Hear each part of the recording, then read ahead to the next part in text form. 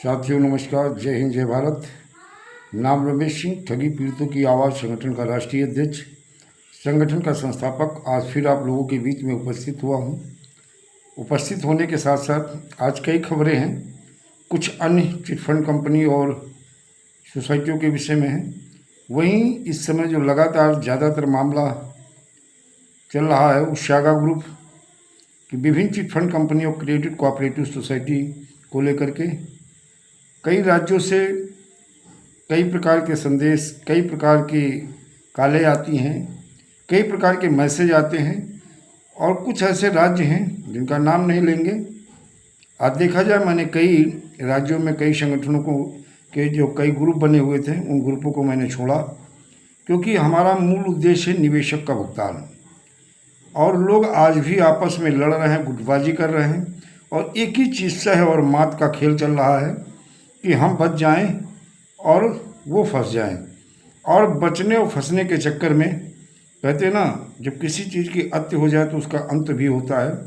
और बचने फंसने के चक्कर में कहीं ना कहीं निवेशकों के हितों की रक्षा और उनके भुगतान को लेकर के शायद वो एजेंट भूल गए हैं और अपने आप को बड़ा बुद्धिजीवी और बड़ा चालाक और होशियार, अरे भाई बहुत बुद्धिजीवी और होशियार चालाक थे तो इन सोसाइटियों में जो पैसा जमा किया या जमा कराया, तब आपने दिमाग नहीं लगाया। आप दसियों साल से इन सोसाइटियों में काम कर रहे थे, नहीं फला ने हमें फंसा दिया, फला ने हमें ज्वाइन करा दिया है। इन बातों से काम चलने वाला नहीं है और न इन चीज़ों से आप निवेशकों के हितों की रक्षा और भुगतान से आप बच पाओगे, ये ध्यान रखिएगा।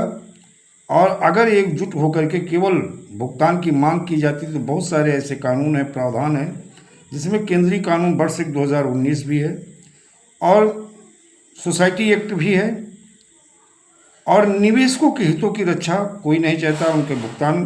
कुछ एजेंट हैं बहुत अच्छे हैं, नो डाउट, वो निवेशकों के हितों की रक्षा और भुगतान के लिए लगातार कहीं ना कहीं साथ दे रहे हैं, बात कर रहे हैं और उन्हें भरोसा भी है कि भुगतान हो जाएगा। लेकिन ज़्यादातर कुछ चालाक और चतुर टाइप के जो जूनियर सीनियर भी हैं सीनियर भी हैं, वो केवल फंसाने के चक्कर में ये फंस जाए हम बच जाए, बचने वाले कोई नहीं हो। आने वाले समय में जिन जिन लोगों ने गलत तरीके से पैसा मार्केट से उठाया है निवेशकों के को बरगला करके, वो बचने वाले नहीं हैं। आज अगर ये फंसेंगे तो कल आप भी फंसोगे, ये तय है। लेकिन आज हम एक बड़ी खबर बता दें साइंस सिटी कंपनी को लेकर के। साइंस सिटी के कई एजेंटों को भेजी गई थी निवेशकों की रकम, ईडी ने तेज की छानबीन। देखा जाए, निवेशकों को रियल एस्टेट की आकर्षण योजनाओं का झांसा देकर उनकी गाढ़ी कमाई लूटने वाले साइंस सिटी संचालकों ने बड़ी रकम अपने एजेंटों के माध्यम से ठिकाने लगाई थी। परिवर्तन निदेशालय ईडी कई एजेंटों को भेजी गई रकम व उनसे जुटाई गई संपत्तियों को लेकर अपनी जांच को आगे बढ़ा रहा है। प्रयागराज निवासी मोहम्मद जावेद के खाते में जमा 55.7 लाख रुपए जब्त कराए जाने के बाद उसके माध्यम से खरीदी गई संपत्तियों को लेकर छानबीन की जा रही है। निवेशकों से ठगी के बाद दुबई भाग निकले science city infra project private limited के मुख्य संचालक राशिद नसीम ने लखनऊ, हरदोई, प्रयागराज, सीतापुर, बाराबंकी समेत कई जिलों में व दूसरे राज्यों में अपने एजेंटों के माध्यम से संपत्तियां खरीदी थी। ईडी ने लगभग 2 वर्ष पूर्व हरदोई से शशि बाला को गिरफ्तार किया था, जो साइंस सिटी की छिपी हुई संपत्तियों को बेच रही थी। ईडी ने राशिद नसीम के करीबियों व एजेंटों के 23 ठिकानों पर छापेमारी की थी। इस दौरान सामने आए तथ्यों के आधार पर आगे की छानबीन की जा रही थी। लखनऊ, प्रयागराज, वाराणसी, हरदोई, आजमगढ़ के अलावा दिल्ली व मुंबई में खरीदी गई कई संपत्तियों को लेकर पड़ताल शुरू की गई थी। इन्हें अलग अलग एजेंटों के जरिए खरीदी जाने की बात सामने आई थी। इस दौरान सामने आए तथ्यों के आधार पर आगे की छानबीन की जा रही थी। लखनऊ, प्रयागराज, वाराणसी, हरदोई, आजमगढ़ के अलावा दिल्ली व मुंबई में भी खरीदी गई कई संपत्तियों को लेकर पड़ताल शुरू की गई थी।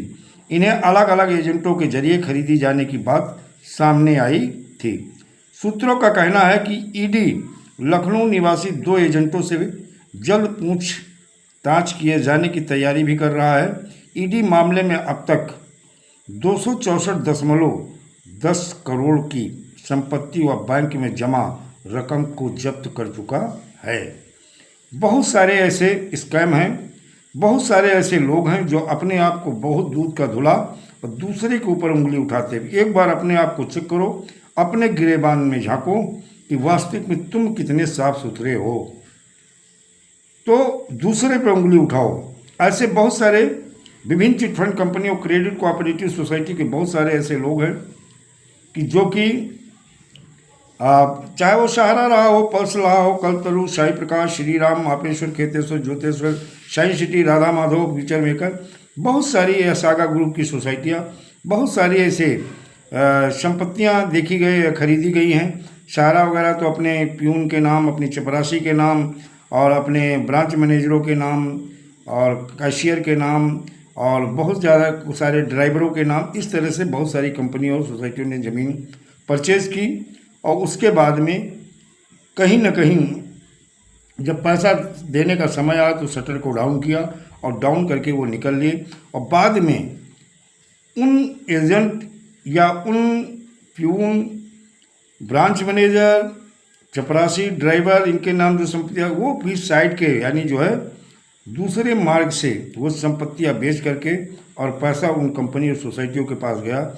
बहुत सारे अभी रहस्य सागा ग्रुप में भी खुलने वाले हैं। ऐसा नहीं है, जो ठग है वो बचेगा नहीं किसी हालात में। जो अपने आप को बहुत अच्छा और साफ सुथरा दिखा रहे हैं, आने वाले समय में जब जांच एजेंसी का शिकंजा कसा जाएगा तब समझ में आएगा, क्योंकि सीबीआई भी इन्वॉल्व हो गई है, ईडी भी इन्वॉल्वमेंट है, एसआईटी भी अपना काम कर रही है। जल्द ही बहुत सारे लोगों के ऊपर शिकंजा कसा जाएगा और जो बहुत अच्छी बातें कर रहे हैं कि नहीं हम तो दूध के धुले हुए हैं, ऐसे दूध के धुले लोग भी एजेंसी निकाल ही लेगी। और अब केवल उद्देश्य, जब हम लीगल तरीके से जो तैयारी चल रही है, लीगल तरीके से जो भुगतान के आवेदन की प्रक्रिया शुरू होनी है, लीगल तरीके, उस पर कोई नहीं कि निवेशकों के हितों की रक्षा नहीं, बस इन्हें फंसाया कैसे जाए और उन्हें बचाया कैसे जाए, ऐसे नहीं चलने वाला। इसीलिए बहुत सारे मैंने ग्रुप छोड़े हैं। हमारा केवल मूल उद्देश्य है निवेशकों के हितों की रक्षा और उनका भुगतान। इसको लेकर के जो बेगुनाह हैं वो फंसने नहीं चाहिए, लेकिन जो गुनाहगार हैं वो बचने भी नहीं चाहिए। हमारा संगठन ठगों के साथ नहीं है, बल्कि ठगों के खिलाफ हमेशा रहा है और ऐसे बहुत सारे लोगों के ऊपर देखा जाए मैंने कार्रवाई करवाई भी है। आने वाले समय में ये चीज़ें, कहते हैं कभी कभी ये गुटबाजी कहीं ना कहीं बहुत ही नुकसानदायक साबित होती है और वो चीज़ें अब दिखना शुरू हो गई हैं। और इसीलिए जहाँ जहाँ हम देख रहे हैं कि निवेशकों के भुगतान को लेकर नहीं, केवल अपने आप को सही, दूसरे को गलत साबित करने में जुटे हुए हैं, ऐसे ग्रुपों को मैंने छोड़कर अब हम ऐसे लोगों, आज की डेट में हमारे साथ निवेशक काफ़ी संख्या में जुड़ना शुरू हो गए हैं और ईमानदार एजेंट जुड़ना शुरू हुए हैं। चालाक और चतुर होशियार टाइप के, काइयाँ टाइप के जो एजेंट हैं और जो पदाधिकारी हैं, उन्हें संगठन से भी निकाला जाएगा, क्योंकि वहाँ भी ठगी कर रहे थे और यहाँ भी ठगी की प्रक्रिया वो शुरू किए हैं। कहीं रसीदें छपवा के, कहीं कुछ छपवा के। ऐसे लोगों को जिम्मेदारी स्वयं होगी कि कोई संगठन जो राष्ट्रीय कार्यकारिणी हमारी है या जिला कार्यकारिणी जो हमारा पहले का संगठन के लोग हैं, वो आज तक न रसीद छपवाए हैं, ना कहीं पे सहयोग राशि के लिए या ऐसे वो किए हैं। और इस तरह से अगर कोई ठगी का काम कर रहा है वो स्वयं जिम्मेदार होगा। संगठन को जैसे पता चलेगा कि ऐसा लोग काम कर रहे हैं तो उनके खिलाफ भी संगठन एक्शन लेगा और लीगल तरीके से लेगा।